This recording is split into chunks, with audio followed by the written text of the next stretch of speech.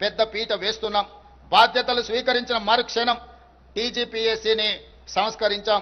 20 నెలల కాలంలో 60,000 ప్రభుత్వ ఉద్యోగ నియామకాలను చేపట్టడం ద్వారా ఆ నిరుద్యోగ యువకుల కళ్ళల్లోనే కాదు, వాళ్ళ కన్న తల్లిదండ్రుల కళ్ళల్లో ఈరోజు ఆనంద వెలుగులను చూడగలుగుతున్నాం.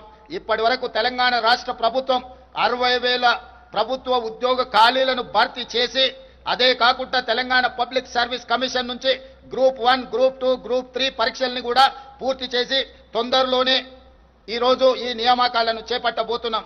అదేవిధంగా పేదలకు విద్యను అందించే ఉద్దేశంతో డిఎస్సిని కూడా పూర్తి చేసి దాదాపుగా 10,000 పైచిలకు టీచర్ ఉద్యోగ నియామకాలు చేపట్టడం ద్వారా పేదలకు విద్యను అందుబాటులోకి తీసుకురావడానికి ప్రభుత్వం వేగంగా ముందుకు వెళుతుంది. అదేవిధంగా ప్రైవేట్ రంగంలో కూడా దాదాపుగా 1,00,000 పైగా మన చదువుకున్న నిరుద్యోగ యువకులకు, ఇంజనీరింగ్ గ్రాడ్యుయేట్లకు ఉద్యోగాల అవకాశాలు కల్పించడానికి తెలంగాణ రాష్ట్ర ప్రభుత్వం చర్యలు చేపట్టింది.